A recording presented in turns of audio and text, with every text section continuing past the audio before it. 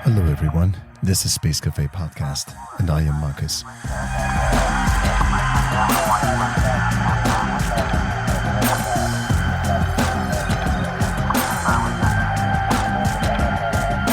I'll keep the intro short today as I caught a respiratory virus and lost my voice, and obviously I can only offer you the lower octaves today. Anyways, I'm super happy and excited to offer you the longest of all episodes of the Space Café Podcast, and that for a good reason. I have no other than former NASA Science Director Jim Green in the studio with me. We talk about lots of things, the past and the future, James Webb, DART, SLS, Artemis, the solar system, next steps in space science, the Martian, and so on and so forth. Promised you'll like that one. I typically will answer any of your questions. There's nothing verboten. Thank you so much for listening. Up and running. And off we go. NASA is looking back on a very, very successful year, 2022. James Webb Space Telescope, Space Launch System. So a bunch of... Don't forget one other thing, DART. Yes, absolutely. I love the DART mission because ESA is gearing up now for the second part of the show. Right. Well, that mission, Hera, is that ESA is developing is a follow-up to DART. It's very important to us. When we look at the asteroid we hit, before we hit it, we get a spectrum of it. And so that spectrum actually is modified because it's been swimming in the solar wind for billions of years. Okay. We should quickly talk about what the DART mission is in the first place, very briefly. So if people do not know what it is, so let's bring them up to speed. Well, the DART mission that came together, that NASA launched, I actually had the privilege as head of planetary science at NASA headquarters to be part of putting that mission together. I had to find the money for it, work with Congress and the administration and promote this mission to move it forward. We did it. We got it. I had a lot of help in doing that. It wasn't just me, of course. So this particular mission is DART is an acronym, and it stands for Double Asteroid Redirect Test. Okay.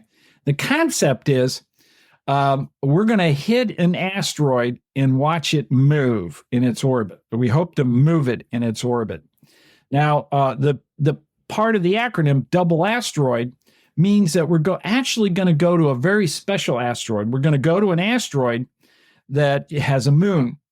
And that means many of these asteroids are double or even triple objects that orbit each other. This one, called Didymos, huge thing, about 880 meters in size, really, really hefty, has a moon, a much smaller moon that orbits it. That's about 165 meters. Well, 165 meters is nothing to sneeze at. I mean, that's huge.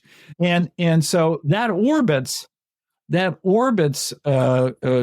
moon we call Dimorphos. Dimorphos orbits Didymos every 11 hours and 55 minutes. Okay. Now, what we wanted to do is then we wanted to hit the moon. Now, the reason why the moon is the perfect thing to hit is if we were just going to hit an asteroid that orbits the sun, that crosses our orbit, we don't want to hit it and all of a sudden put it in a different orbit as it goes around the sun that has it come back on a trajectory and hit the Earth. I mean, NASA would really get a bad reputation if we did that thing. So the concept of hitting this moon and then watching how that orbit changes is really a fabulous idea.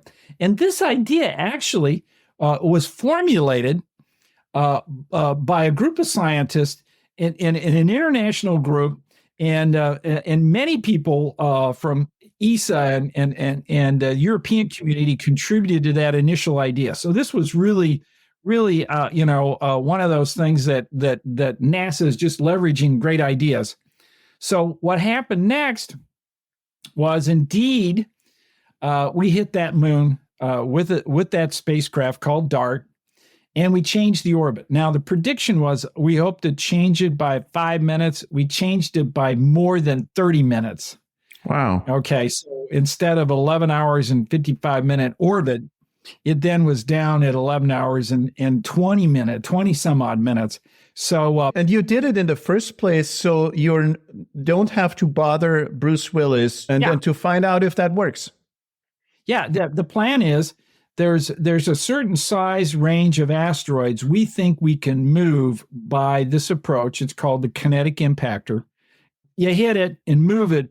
And the concept then is if we see something that's going to hit the Earth, let's hit it before it hits us and see if we can put it on a trajectory that misses us. Okay. What does 30 minutes mean, like in distance? Or so if it was on collision course with Earth, so how far would you be able to divert it?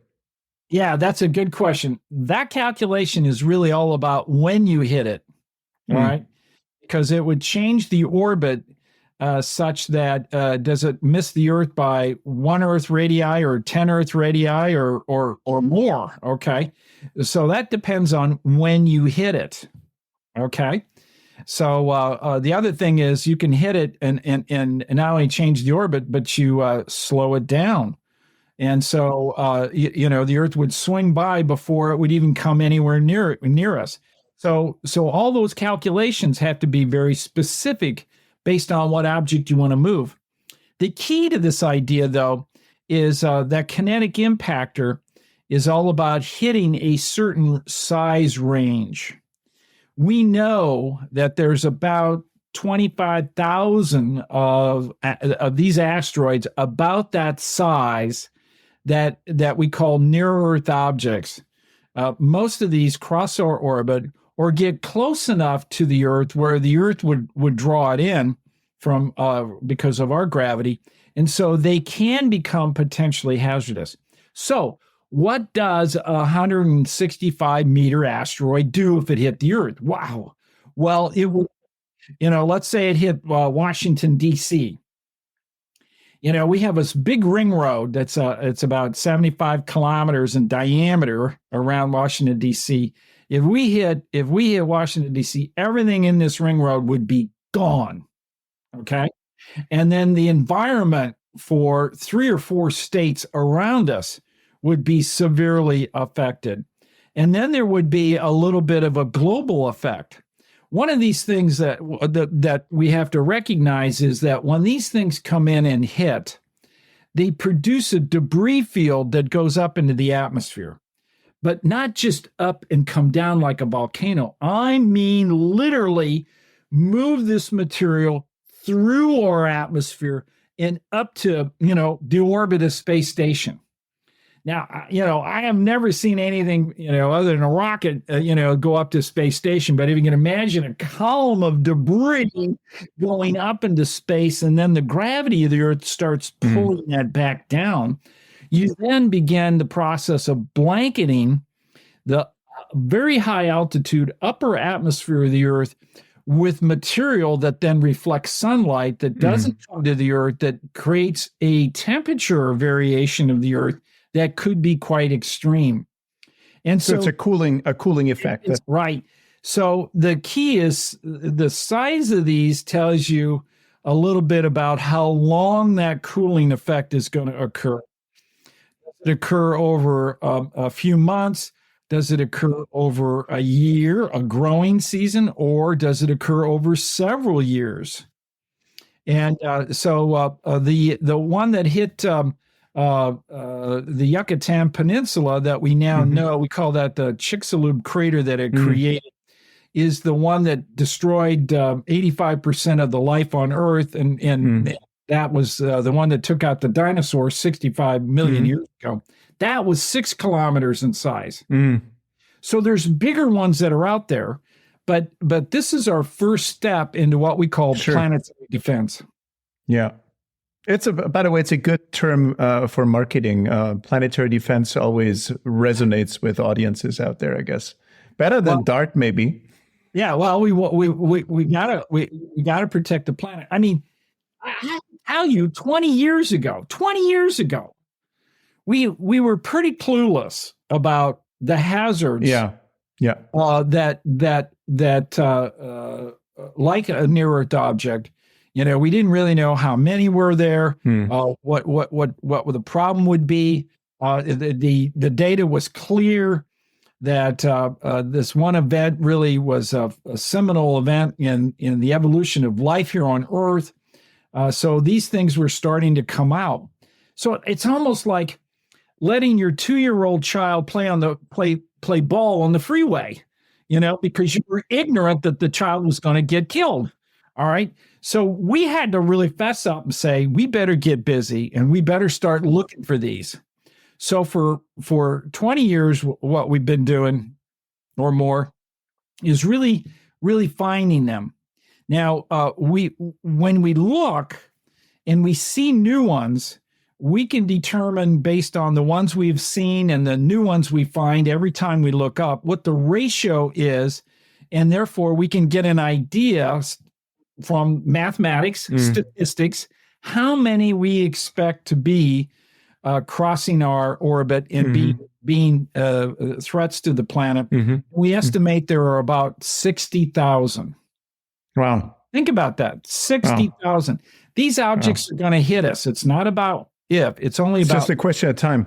Yeah, just a question of time. Yeah. And so how many have we found out of that 60,000? Well, we found about half of that. We found about 30,000. So we actually have a ways to go. We may find things that surprise us. We don't think so, but there's still a small probability that we'll find something that means we're going to have to kick in planetary defense in the next 100 or 200 years. But right now, everything looks like we're going to be okay as a world over the next couple hundred years. But once again, we haven't found everything. So that means for this century, the likelihood that something happens is low because Correct. We know that no object is on collision course. Of significant size. So you have to recognize we're still going to get hit. We're still going to have those things like what happened in Russia in 2013 at a town called Chicxulub. I'm sorry, at a town called Chelyabinsk. Yeah. That was a 17-meter asteroid that popped as it came down, broke out windows, put 1,000 people in the hospital, blew out garage doors, and it was only 17 meters. It's a little bitty thing, in respect. That is so hard to find. That is indeed a needle in a haystack. So we're still going to have those. We can't defend against everything. Okay. And so there's a large number of those out there. We have 2 other minor missions this year that NASA spearheaded. Space Launch System. Minor, I think. Not so minor. Space Launch System and, of course, James Webb, an international extraordinary feat. It is. It is. How such a marvel. I mean, like, against all odds that this completely crazy, from an engineering standpoint, project is so successful because so many things could have gone wrong. So I was told that more than 300 things had to happen in sequence successfully to make James Webb function in the first place. If just one of them had failed, everything would have failed. So this is just mind-blowing. Yeah, it is. It is. You could go to the casino. And well, this is why the testing is so important. When you have it in your laboratory, you got to test it. We call that process test as you fly, meaning you create the concept of how to test something that's going to be really done in space that will move this actuator or blow this bolt or whatever it happens to be, and make sure it works and come up with a test plan. So many of the tests that we implemented showed big flaws. I mean, one of the big tests were unfurling, these 5-level reflecting sheets, that keeps James Webb cold because it reflects the sunlight. They block the sun and put the telescope in the shadow. And when we first unfolded them in one of these tests, little screws were falling out. Wow. That's good. Yeah, it's like with the IKEA. Yeah, right. Yeah. But except with the IKEA, you end up with screws at the end. You don't know where they go, right? But in this case, they were dropping out all over the place, little bitty things.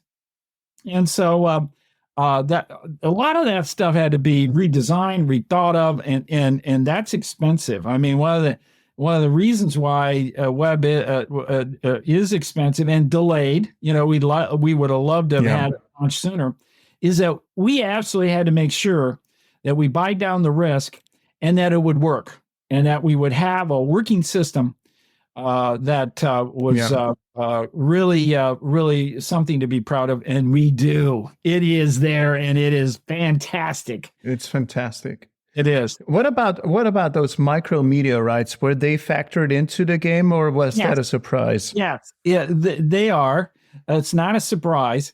So each of the mirrors, you look at it and they're segmented mirrors. Okay, so this is a fabulous idea. I mean, when you think about it, instead of launching Hubble, which is one mirror, space, here you have a bunch of mirrors that are all folded up, and you get where you need to be, and you unfold them, and then you got to match their curvature, and the little motors behind them actually move and warp these beryllium sheets to shape and then focus. So when there's an impact, there's an impact on only one of the segments, and then you just do a slight change and refocus it. So lose the area of light collecting, as we call it, but it's pretty small. And what we now know is there seems to be a propensity of getting hit when we're in a certain configuration. So it's like when the mirror is pointing in an area where it's crossing, this debris is coming in orbits. It comes in orbits because these micrometeors are left over from comets. They're left over from asteroids that are broken apart. And so what we've done now is decided, okay, we'll have a little bit of an exclusion zone, and so we won't observe in this particular area. We'll keep it in an area where the micrometeors have much less of an effect. Instead of this face on, we might have a particular angle, and therefore you miss them. You miss hitting the mirrors. How did it feel for you personally when James Webb was launched? Well, how does that feel? Yeah, well, of course. Now, I didn't go down to Guyana for the launch, but COVID really prevented so many things. Perseverance was one of my missions. I didn't go to the launch for Perseverance it was right the height of COVID. Didn't make it to the JWST launch either. But I have to tell you, while I was head of planetary, I invested Planetary Science Division money into JWST that allows it to look and track objects in the solar system from Mars on out. So the beautiful Jupiter pictures, the beautiful Neptune picture, the things that are starting to be seen in our own solar system are because, as head of planetary, I invested in the changes in the software that allowed that to occur. So once, of course, it's on orbit, now I'm, not only am I excited for the astrophysics that can be done and the exoplanet stuff that we can do that's so important, but I'm also happy for our solar system scientists that can look at clouds on Titan, that can actually say, hey, this is an area we see on Titan where it's raining methane right now. Let's look at it right now. With Webb. Yeah. So that is really satisfying for me that I had a small role in making Webb happen. I consider it a planetary mission too. Fascinating. So speaking of launches, Space Launch System, that had a long time coming. Much like Webb, much like Webb. Right. I mean, the same basic idea. It ran into problems. Even fueling it. If you're moving hydrogen down a line to fill a tank, you got to recognize hydrogen is the smallest thing, and it could just ease its way out of evaporate. Any container. Exactly. It just evaporates right through it. So there's some really tricky things you have to do, and you really have to watch all the seals and all that stuff, and that happens. And indeed, even though it was on the pad during that time, that's why we do these things. Jim, these SLTs, that's still state of the art with a potential for future missions, because I mean, this may date back to the past century when it was first conceived of and then planned and whatnot, and then all of a sudden the young rascals, speaking of SpaceX, came along and did things completely differently. And now, I mean, considering $4 billion a launch for the Space Launch System, is this something with a future, or is this just a leftover of the 20th century? That's a really good question. I think personally, and I think the agency believes this too, it's still very viable for a fair amount of time. And the reason why, it is the most powerful rocket we ever developed, and it has the capability to take astronauts to Mars. Okay? Mm-hmm. So not only can we take them to the moon, but we can take them to Mars. It's 10% more powerful than a Saturn V. All right? Mm-hmm. Now, to me, that capability is also important for science. Mm. I would love to be able to use the SLS to go to directly certain objects in the outer part of the solar system. I know the heliophysicists would like to use the SLS to actually take a mission that actually leaves the heliosphere and goes out and tastes the winds of other stars. And you need these really powerful rockets to be able to do that. So consequently, this particular capability is still very viable, very important, and I think it will be for the foreseeable future. So how's Artemis going at the moment? So because it's So let's talk about it. Yeah, let's do that. So we launched what we call Artemis 1. This is the SLS, the Space Launch System, with the Orion capsule on top. It was in space nearly a month. Yeah, crazy. Big, huge figure 8 patterns around the moon, going out into the, well beyond the magnetosphere and out into the solar wind, and it wasn't crewed. It didn't have humans on it, but it had dummies that were instrumented so that we could actually create a baseline of measurements of what it would be like when it is crewed, because Artemis... So it could have hosted a crew for a month out there. Yeah, it could have. Wow. Yeah, but it wasn't designed... Artemis 1 was designed to really ring it out, to really do the test. And from what I'm hearing, everything seemed to work tremendously well. Just the minorest problems cropped up. So now, in addition to that, it was throwing CubeSats all over the place. So it was taking a whole series of other payloads with it.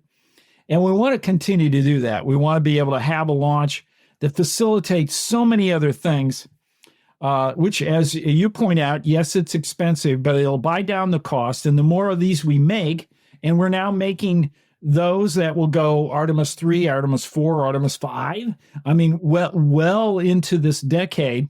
And that drives down the cost. The tough part of building it is indeed doing all the original research Sure. that then creates a system that works together, and it's massive. Sure. So it took a long time to do, but it's working now. But still, comparing it to reusable rockets, it still sounds a little awkward to go with a throwaway rocket into the future. That is true. Reusable rockets were even thought of by NASA in the 60s and 70s. It never had the capability or the time or the engineering opportunity to do that.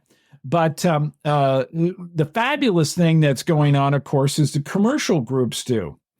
Now, the commercial groups haven't got to the point of bringing back the central core of something as large as the SLS, and so as that whole technology is pioneered, and we want them to continue to pioneer, then new concepts will come out of that may eclipse the SLS system sometime in 25 or 30 years.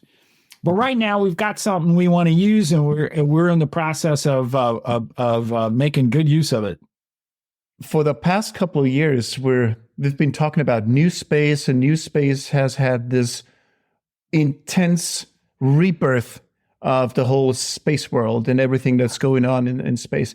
But the interesting thing is it all focuses heavily on engineering. It all focuses heavily on how to get from A to B and set up shop and build hotels and mine asteroids and whatnot. What we are not seeing, at least in the public sphere, is the scientific debate and what's scientifically going on out there. And I assume that a lot has changed over the past couple of decades. So maybe let's kick this off by talking about what is going on in the solar system that we have not known 10 or 20 years ago. Well, yeah, basically, it just gave me two topics. The challenge is for me to respond to, is science going on in the new space era? Meaning, to me, how are our commercial entities working in not only building, that's the engineering aspect of it, but in the science aspect of it?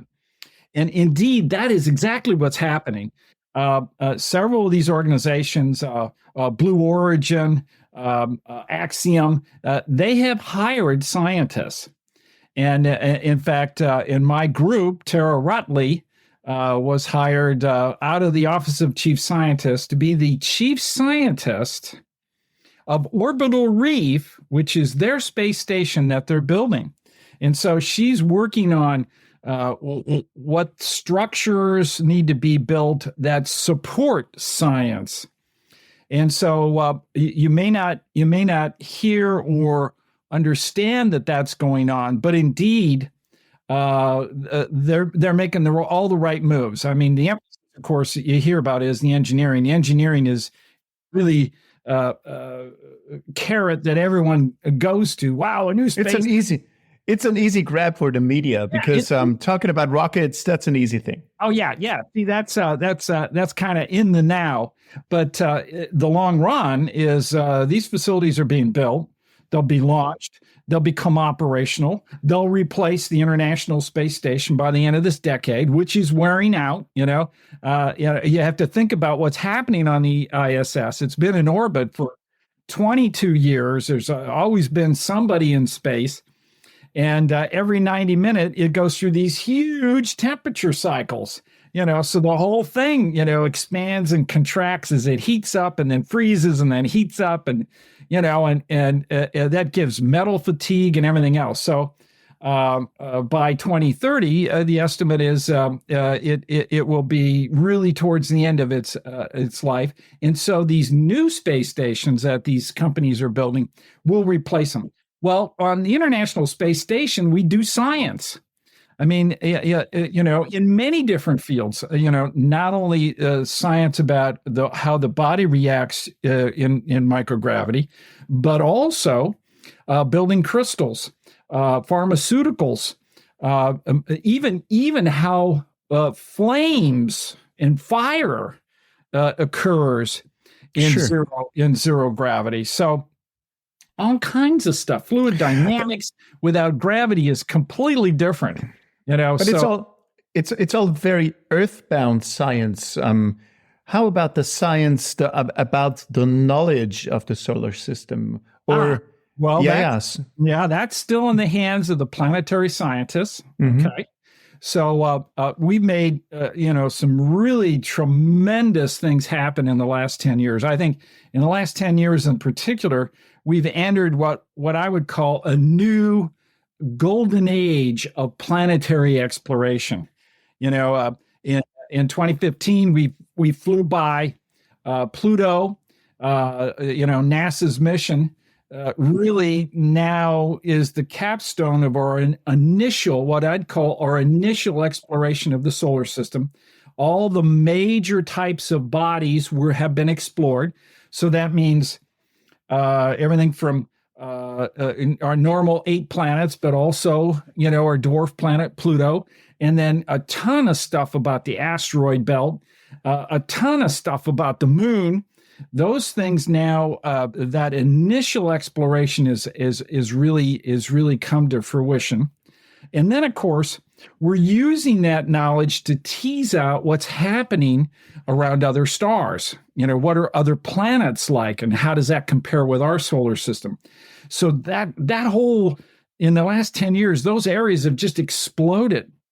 Now, you may not realize this, but when we talk about the moon, for instance, at the early part of the space age, NASA launched more than 20 missions to the moon before we even had the Apollo program, Apollo 11 and up to 17, those crews set down on the surface. So NASA needed to know everything about what's going on in the solar system, such as the sun, how active the sun is in particular. That's the space weather, we call it now, and how that might affect our astronauts. And then, of course, everything we could find out about the moon, such that our astronauts, when they landed, would be safe. We buy down what we call risk by indeed doing that. And that worked out tremendously. We're doing exactly the same thing in this last 10 years at Mars. So as we're moving towards the concept of going with humans living and working on the moon, and then begin the process of exploring Mars, we have really been studying Mars to get ready for that era, to really understand what Mars is like, buy down the risk for all our astronauts to then indeed be able to live and work on the red planet. Fascinating. So first, maybe a stupid question. Talking about the solar system, is now Pluto, is it still a planet or is it not a planet? It's a back and forth between the two possibilities over the past couple of decades. So there's the official position. The naming convention is done by the IAU, the International Astronautical Union. Okay, and they're the ones that then that come together and approve names, not only of large craters and things that are discovered, but also of objects and types in this, in not only in our solar system but beyond. So that's the recognized official group. Now, indeed, in I don't know, what was it, 2006 or 2007, they decided, well, Pluto's not really a planet; it's a member of a large group of objects we call Kuiper Belt objects, just like Vesta and Ceres are a member of the asteroid belt. Now, Vesta and Ceres at one time were called planets. I don't know if you know that, but when our telescopes started to get in the 1840s or so really good and started to find these objects, they called a number of these asteroids planets. And then they realized, hey, this is a belt of debris. And so then they dropped off the planet list, and then the IAU came up with a new name, asteroids. Okay, so so that's the asteroid belt. Well, the Kuiper Belt was originally theorized in the 50s by Gerald Kuiper, that there should be some debris left over from the collapsing cloud, and this debris would indeed create small objects. This is actually a great place where comets come from. And so they would be then a new class of object, a belt material. And so we began in the 1990s to actually find those things well beyond Pluto. So the controversy about Pluto being a planet really occurred when one of the ground-based astronomers found a planet called Eris. It's way out there. It's much further out than Pluto. And the estimate of the size was that it's bigger than Pluto. Then the not good. we called Pluto a planet. Should we call that a planet? Okay. And so they decided not to call them planets, but call them dwarf planets. Now, from a planetary scientist perspective, I think the majority of planetary scientists really consider Pluto a planet. And the reason why is it has other characteristics about it that don't make it a comet, that don't make it, part of debris. It's a well-formed, round object. It's differentiated, which means all the heavy stuff that came together is in the center. It has ice fields on its surface.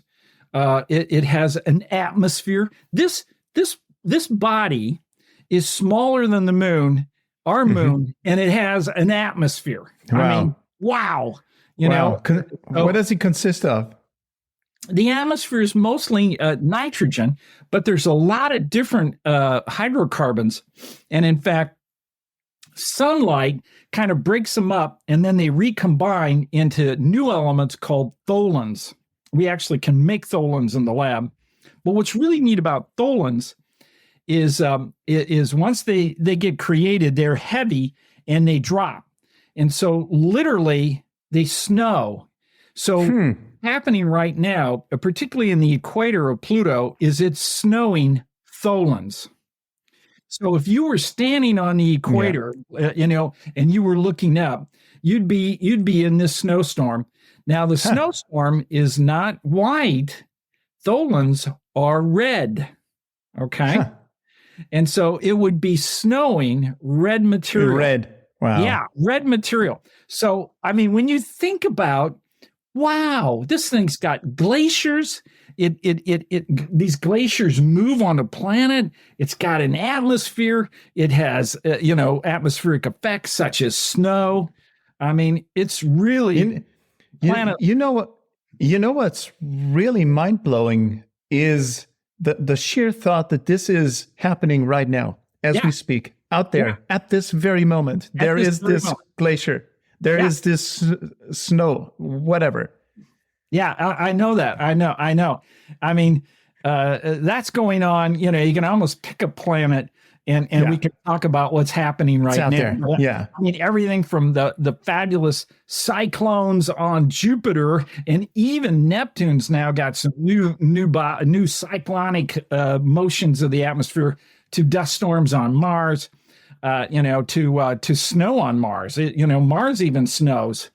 The polar caps get bigger as they go through their seasonal cycle. So these kind of things, are really exciting to really understand about what's happening to these solar system bodies. Wow. You were speaking of Mars, you were involved with the Martian series, right? Yeah. I've done a number of things. I've been involved in several novas. One of which we did, I sort of moderated a 2-hour special on Nova called The Search for Life Beyond Earth. It was actually a very popular one where we talked about what was happening in the solar system, what we knew at the time. And then I did a National Geographic. I was involved in that a little bit, which was their program called Mars. It had 2 seasons, so I was involved in the first season. And so I ended up being asked to get involved in the movie The Martian, which I really loved. That was a wonderful Wonderful. I really love that movie. And so, is this a depiction of what life on Mars would be like? How close to reality is it? I would say largely yes. Okay. That's why I really liked it. Andy Weir tried really hard to make this what we call hard science fiction. There are only a few things about it that are very different than than what's happening on the planet itself. One is the dust storm. The severity of the dust storm is nothing like what happens on Mars. And I had an opportunity to ask Andy, why you knew that? Why did you make the dust storm so intense? And he said, well, this was going to be a man versus nature, novel. He was writing the novel, and he wanted nature, to give Watney the tough punch. And so he had other ideas on how he could do it, but that seemed to fit best. And so he started out with science fiction in that part. But then he kept pretty true to what we were finding out, what our knowledge is about the planet, the ability to grow food, and how we would do some of these things. And he really did quite well. So why, from our current perspective, why would we go to Mars other than for sheer curiosity? Because, setting up shop on Mars for so many reasons is so difficult. And once we get there, it's even more difficult to live on this rock out there. All those reasons why life is next to impossible on in this place. So why would we do this? Okay, so we don't know whether Mars had life or not. It could have had life in the past. Mars's history is different than the Earth's, but it started out very similar. Mars had an enormous amount of water initially. It had a huge ocean. And in fact, we estimate the ocean in the northern hemisphere is like 23% of the northern hemisphere was underwater. And in some places, more than a kilometer and a half deep. And in fact, we have evidence of tsunamis that occurred where impacts, or it could have been Mars quakes or whatever it happened to be, huge waves would hit the shore, run up the hills, grab a bunch of boulders, bring them down, and then set them on the shoreline. I mean, there's the leftover record, the geological record. Now, Mars was like that when life started here on Earth. If we want to know how life started, actually going to Mars is a good place to look, okay? Because Mars has got mostly preserved the older aspects of the planet. The Earth does not. And it's easy to understand when you think about plate tectonics, weathering, all that occurs on this planet. We know that this planet is 4.6 billion years old. How do we know this? Because we went to the moon and brought back rocks that old. The oldest rocks on Earth are only about 3.8 billion years old. Okay. And that's because the entire crust is turned over and through plate tectonics and subduction of plates, all that kind of stuff just eliminates the older surfaces. Mars didn't have plate tectonics. In fact, we call it a stagnant lid. We believe it started plate tectonics, but didn't get very far and then stopped. And now it has one crust all the way around it. That then has preserved that environment. We'd like to go there and look at the rock record. We'd like to understand how the geology changed over time. Mars went through huge climate change and became a very arid world, from a blue planet to a cold, arid, desert-like planet. Like literally blue planet. Yeah, it was literally a blue planet. Yeah. Wow. Yeah. Wow.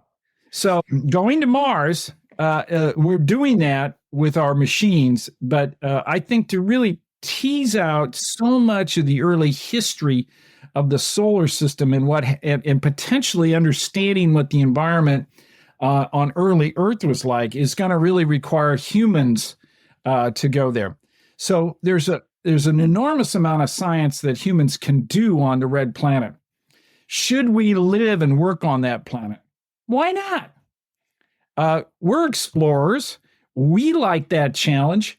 Is the environment so severe we can't make it? No. We believe we have opportunities to be able to live and work on the red planet, and we know how to do it. So there's many thinking thoughts and approaches. There's some of the technologies that have come to fruition that we're going to use, and it's going to make living and working on the red planet easier to do. And that's only going to get better over the next decade or two before we actually go. Just make a quick thought experiment. Would we know if Mars harbored hundreds of millions years ago, technological civilization? Would we know that something like this could have happened at some point by observing something that dates back to that? Because maybe Mars underwent a massive climate change. We're at the beginning of a massive climate change. Maybe Mars is or billions of years post that event. Would that be possible? Yeah, that's a good thought.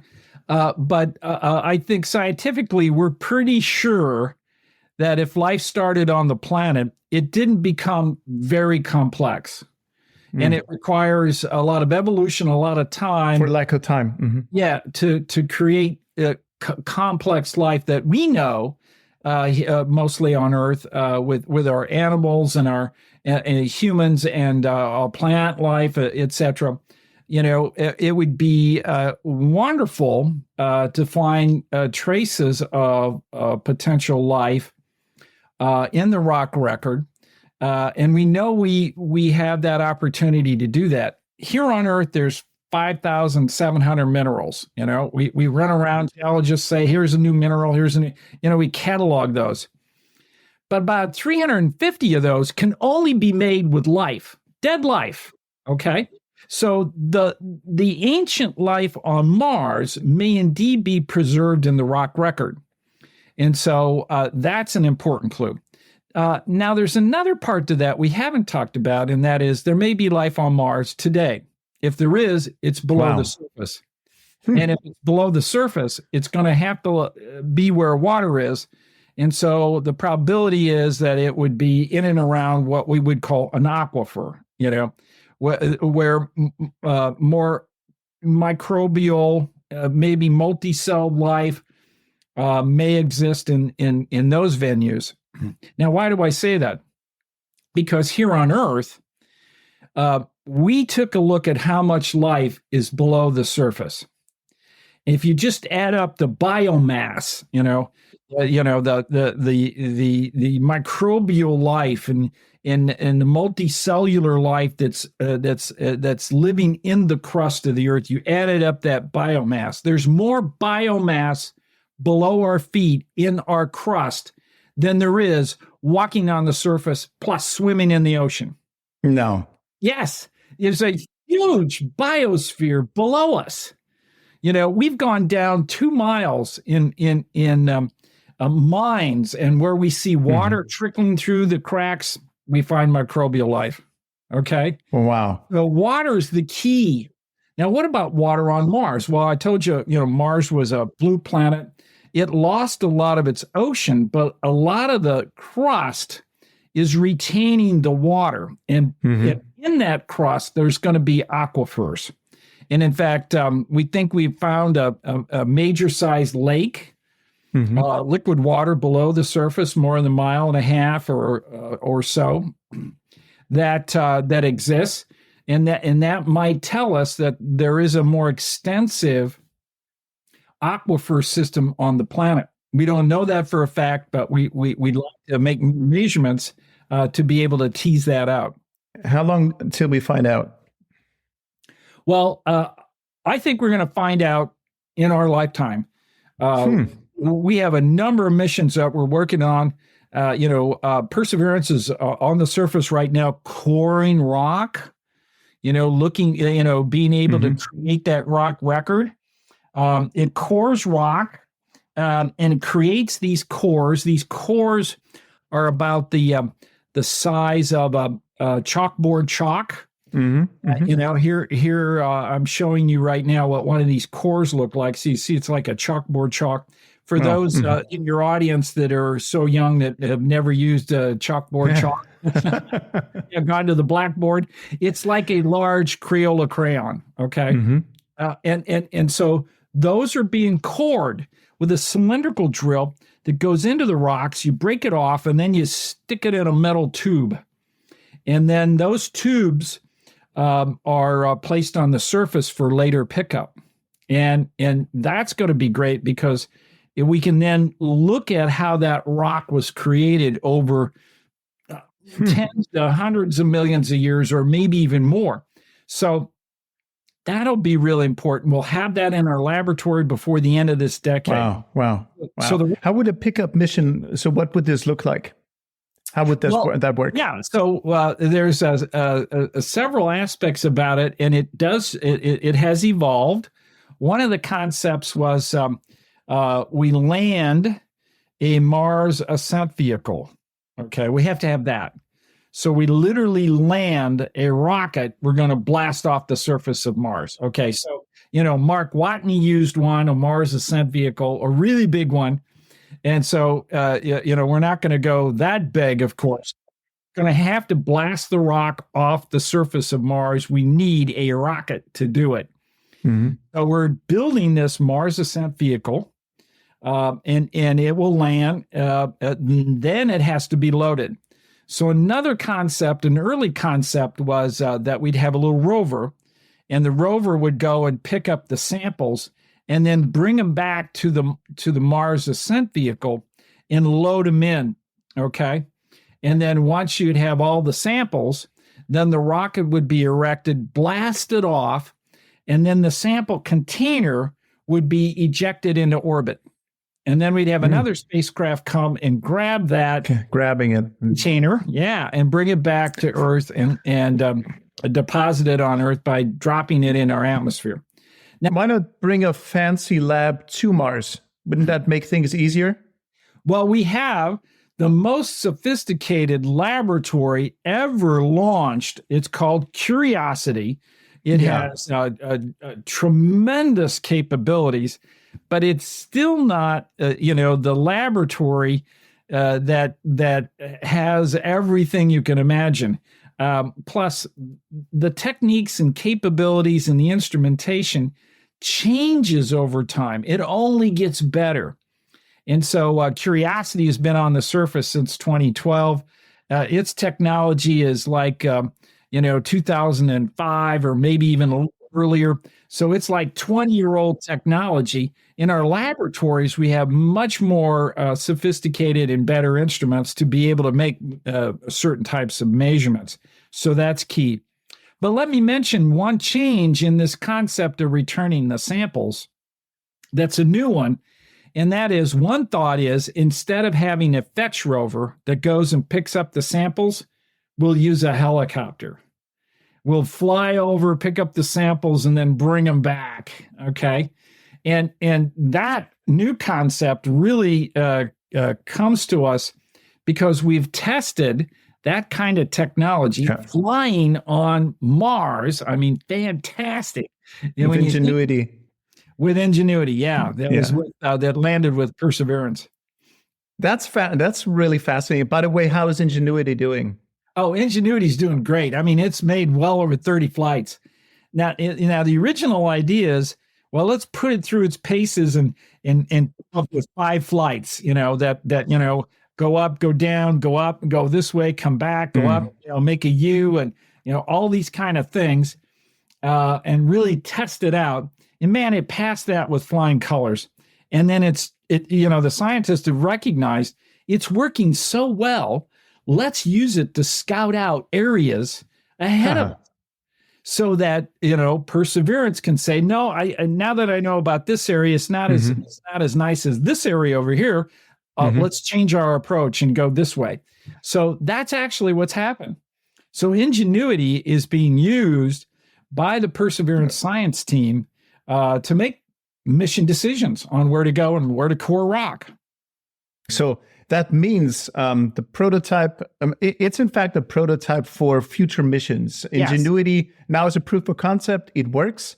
Now for next time, we can scale up Ingenuity and make it as a heavy lifting vehicle for whatever. Yes. In fact, the current calculations seem to indicate we can do it by a factor of 10. So right now, Ingenuity is like 4 pounds. We think we can launch 40 pounds. I mean, wow. When you're talking about flying around with a 40-pound helicopter, now you can have a methane sniffer. You can actually have much more sophisticated measurements of temperature and pressure, all kinds of stuff that it currently doesn't have. I mean, right now it's got a downward-looking camera and an outward-looking camera, an altimeter, and that's about it. That's all it could. All you could stick in a 4-pound, box, and so having this increased capability is so important. It's just really a game changer. So what if the next sandstorm hits? So where can it take cover? Well, we know a lot about when dust storms happen on Mars. They happen during a certain season. That's where they really have a high probability. That's when the southern hemisphere is in the summer. Now, reason why is Mars has an elliptical orbit. And the fact that it has such a nice elliptical orbit is what helped Kepler figure out that it had an elliptical orbit. It wasn't circular, it was actually elliptical, and therefore everything was elliptical, and it's just a matter of eccentricity. And so, but Mars is really a measurable eccentric orbit.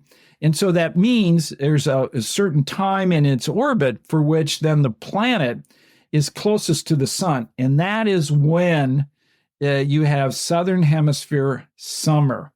That's what heats up the area, lofts the dust. And then sometimes it goes global, sometimes it doesn't. Doesn't always go global. In fact, Mars is every 23 months. Is a Mars year. And so there's a dust. You would think, okay, maybe we're going to have a dust storm every 23 months, but that doesn't happen that way.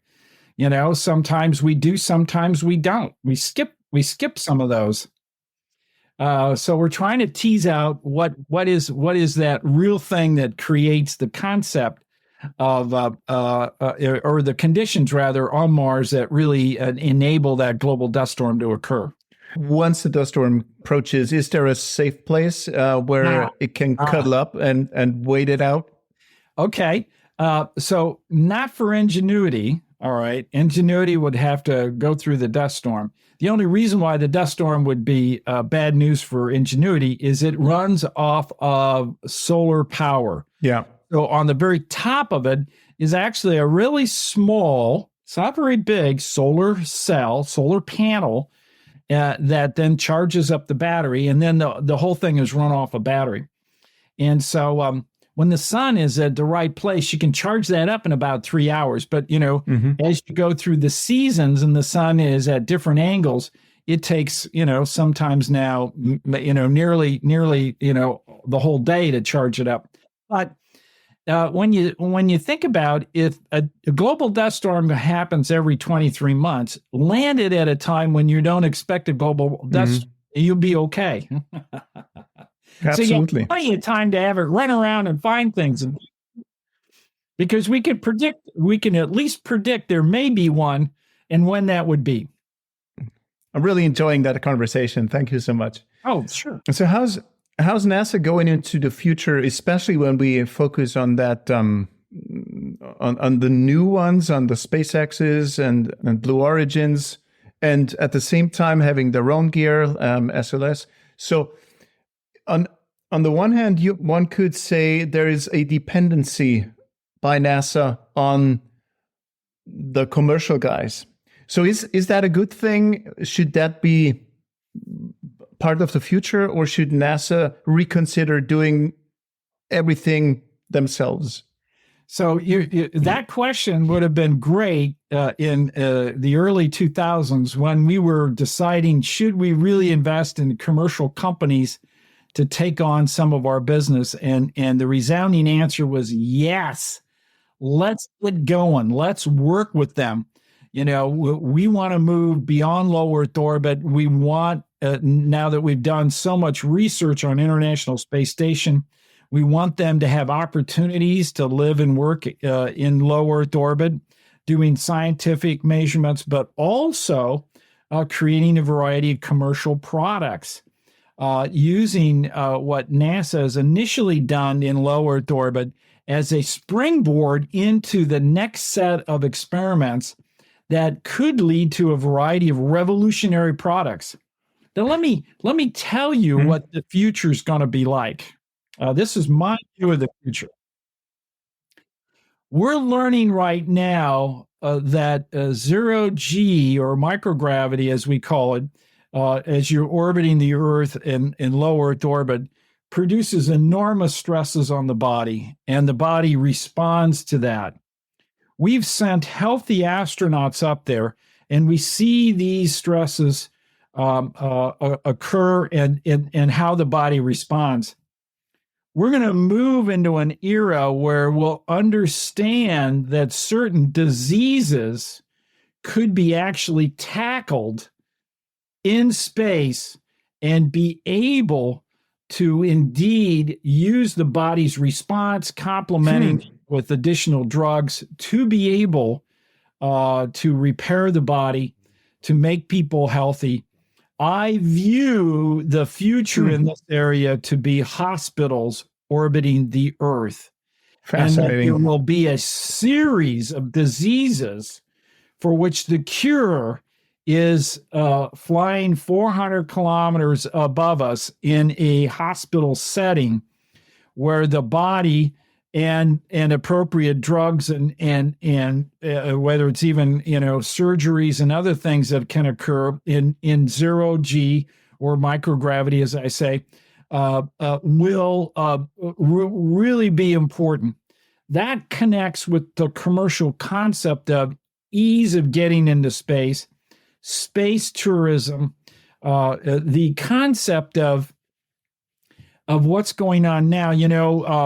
We have what we call citizen astronauts that Elon has fired into space, orbited the Earth, and returned.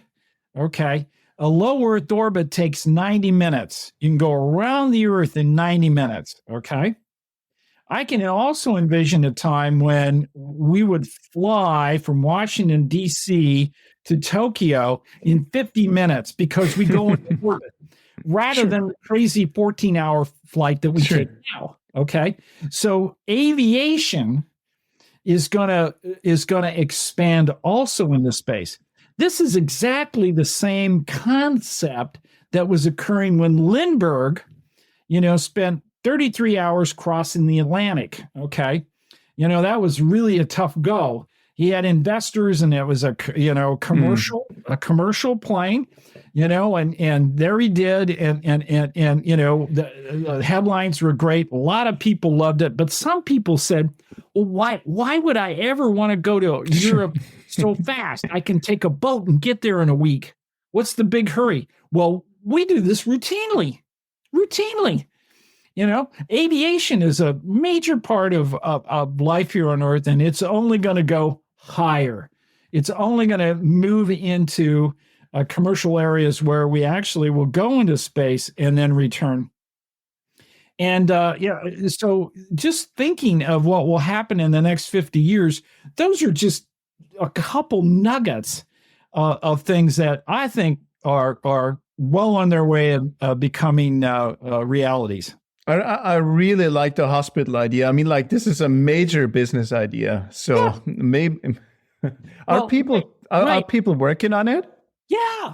right now we know we can grow skin grafts far better in space than you can here on Earth. I mean, to grow a layer of skin is so hard to do. It collapses. It does, and yet in space we can grow them really easy. The concept of being able to grow these skin grafts and then apply them, even that we already know, and there's going to be a number of other things. There's diabetes. There's many different things that we're starting to look at now in microgravity, where those kind of stresses really aid in the healing process, really aid in having the body kick in and do a variety of things that then you complement, where gravity here on Earth inhibits the body from making full recoveries in a timely manner. So I think we're just seeing the tip of the iceberg. Brilliant. Let's just very quickly jump back to the present. Are you worried about Elon currently as a trusted business partner for future NASA projects? No. We invested in Elon. I mean, we wanted these commercial groups to get going. I mean, we had startup funding for them. That startup money came from NASA. Okay. So we want these commercial entities to step into this arena. And we now know enough about low Earth orbit. We've been doing it now for decades, that it's time that our commercial companies and entities really step in and build on the knowledge that we've created in NASA for the benefit of humans here on Earth.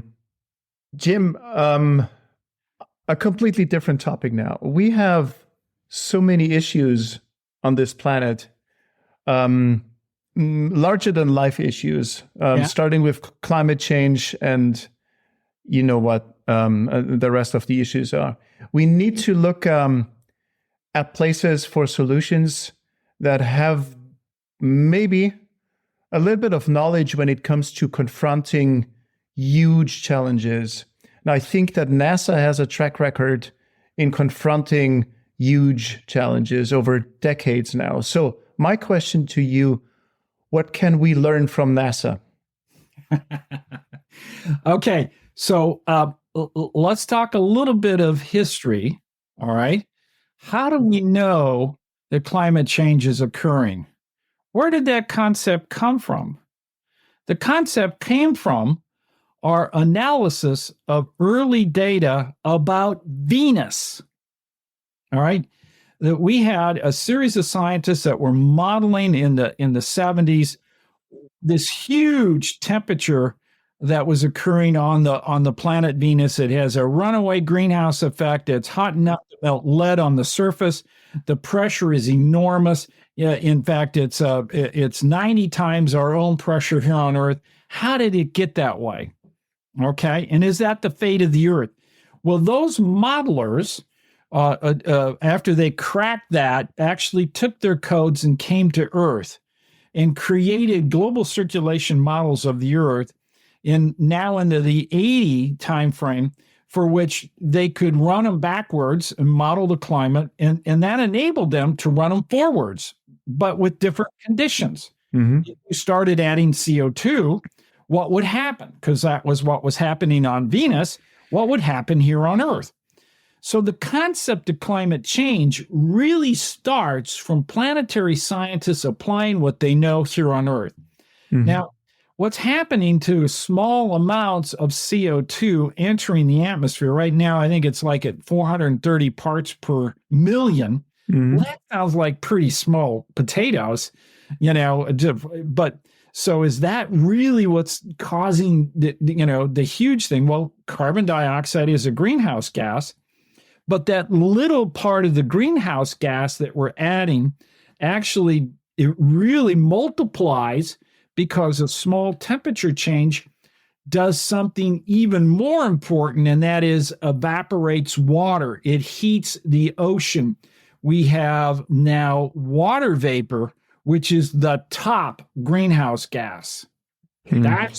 That's the gas that really is heating up the whole planet. It really is water vapor. Well, we're not going to get rid of the water. We're not going to get rid of water vapor. So you have to look at these triggers. CO2 is one of them. Methane's another one, but CO2 lasts in the atmosphere much longer than methane does, and is something we need to tackle. But now we have to monitor it. So if to really determine if this is occurring, NASA wants to be able to take the perspective of the globe. And we created the concept of we need one number to determine what's happening to the globe, and that is, what is the average temperature of the Earth over a year? An average temperature, okay? Of all the seasons, everything, you average all that together, it's 1 year, 365 days, put all that data together, come up with one number, and then track that number over time. Well, that means you need a grid of thermometers. Imagine a grid of thermometers everywhere on this Earth, which is making the temperature measuring every half hour, even over the ocean, even over the polar caps. Well, you can't do that, but you can do it from space. So not only did NASA pioneer the concept, we need to be looking at these greenhouse gases as time goes on from their models, and that's what they were predicting. But we also have the ability to monitor what's happening, and we're seeing the average temperature of the Earth go up. It's clear. It's clear that that's what's happening. So NASA's always been a major part of climate change research and climate change monitoring. It also, when you look back in time, was really big in understanding what the ozone does. The ozone is an important layer. It's up at 20 kilometers. It's three oxygen atoms connected to a molecule that we call ozone. And it absorbs ultraviolet light. And the ultraviolet light, if it gets to the surface, it destroys our plant life. It causes skin cancer. I mean, it has major problems here on Earth. And all of a sudden, we were finding out that there's a hole that was being created. Ozone was being destroyed. Well, ozone was being destroyed all over the Earth, and at 20 kilometers, it fills in these holes, and it takes it from the poles. And so the telltale sign that something is happening is really looking at the ozone over the poles. And wow, all of a sudden, this huge hole was appearing. And so how are we going to be able to tackle that? Well, once again, our planetary scientists said, well, what's happening on Venus is ozone's being destroyed by chlorine. That was the clue that led us to CFCs. Once again, NASA has been in the forefront of this kind of research, and an aspect of that is comparative planetology. We need to understand our neighbors and their evolution. They're at a different phase of their evolution than we are. They're at different phases of evolution because they experience different amount of light from the sun. Over time, as the sun heats up, that kind of light that Venus gets, the Earth will eventually be getting well into the future. Well, are we going to be Venus-like or not? So all these things are so connected that NASA plays really key roles in all of them. What is, Jim, let's pan out a little.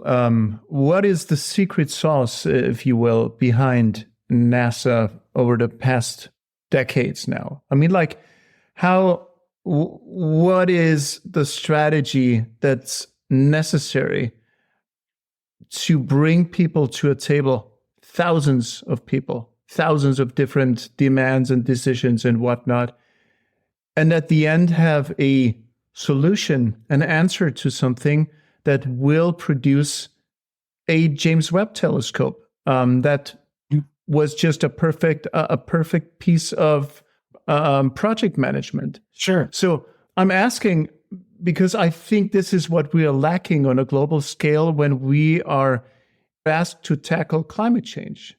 Yeah. We need to sit together. So what is the secret sauce, maybe from NASA, we could learn from? Well, in my opinion, there's a couple parts to that. One, NASA knows how to build teams. Two, the concepts that we're working on, we work with the science community and we connect that through the National Academy of Sciences.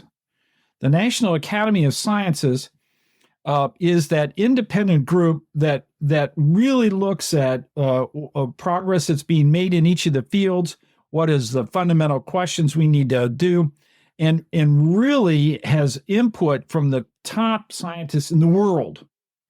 And so the partnership is started very early on of working with the community, creating these ideas that these are the next big steps that we need to make. And then NASA has to figure out how to accomplish those through telescopes, through missions, through partnerships or international basis of how we can all work together. And so it's been doing that now for decades. And as you point out, it's been tremendously successful in all those areas. So what is it you could share with us? Is there like a manual, or is there, I don't know, a one-pager that could be distributed maybe for people who are interested now, for, I don't know, corporations, for companies, for whoever is interested in setting up a strategy for a meaningful and positive future?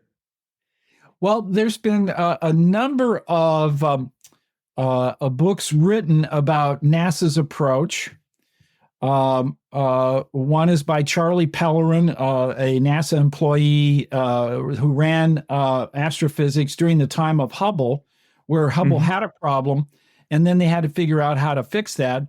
But he wanted to know what the root cause of the problem was. Why did we have the problem in the first place? And so these kind of reports and things are out there that really describe how we tackled these problems and how we, through lessons learned, have started to implement fixes so that we avoid certain types of problems in the future. So the key to that is through the teams, the diversity of the team. NASA's recognized that we need a diverse team for decades. I mean, the concept of bringing in the different scientists and different walks of life, international, et cetera, through the academy and getting our questions. We've been doing that, all along. So there's several really important books out in that particular area on project management and NASA approaches. But I think I summarize it the best is NASA knows how to build teams, and it's the right team. Now, it turns out that team also has to change over time. And that's another thing that people don't necessarily recognize. You bring in the right group for which they're formulating the mission, or they're formulating the problem, but they're not the group that's going to carry it through. They're not the group that's actually going to make metal and make it happen. That's a different group that has different skills. So not only does NASA have the approach where you build the right teams, but the team has got to evolve because the challenges change over time because they're complex problems we're trying to solve. So you're that's thinking beyond 4-year terms. I think this is the major takeaway. Think long term. Yeah. And if you think long term, that of course entails multiple generations of experts and people. Yeah, you have to keep the goal in mind. Don't lose sight of the goal. Of course. That's why NASA creates requirements. You start out with, the first team pulls together. These are the requirements. These are the things that we absolutely have to have because they make the measurements from these instruments. And those measurements we know will therefore be combined in a way to answer the question.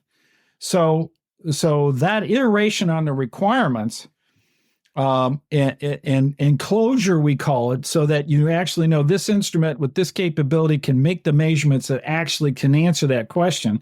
That circle, that closure, then says, okay, now we know what to do. And now we hand it off to the next portion of the team to go build it. Brilliant. Thank you so much. Jim, we took the liberty as Space Café Podcast to set up a Spotify playlist for the future space traveler to keep them entertained during their boring space trips. And now my question to you for your future space trip to Venus, maybe that is, what kind of tune would you want to introduce to that playlist? Here Comes the Sun. That was a quick one. Yeah, George Harrison, really, really wonderful. Yeah, the Beatles. Wonderful. Yeah, add that to your list. Yeah, I'm doing it as we speak. You can. I'll send you the link right after. All right.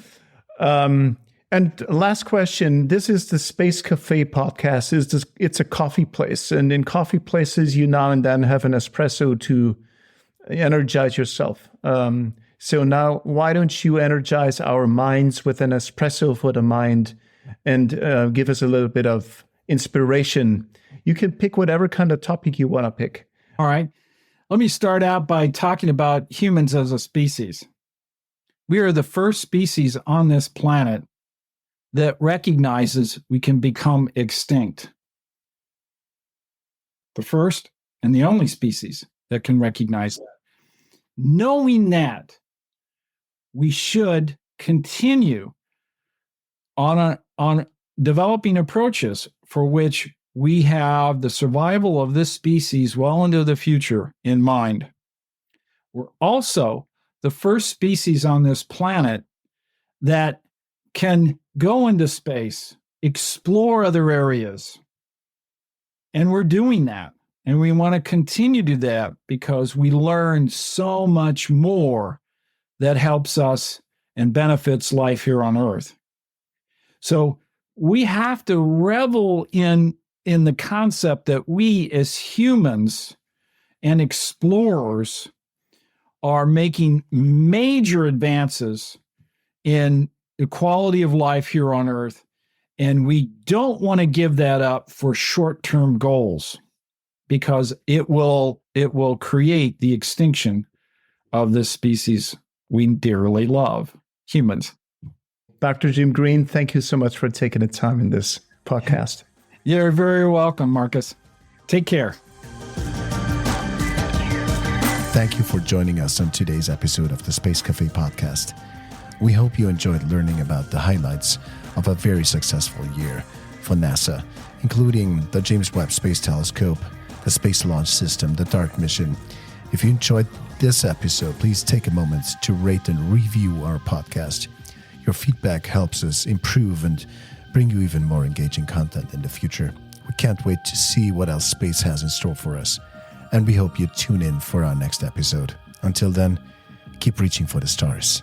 Bye-bye.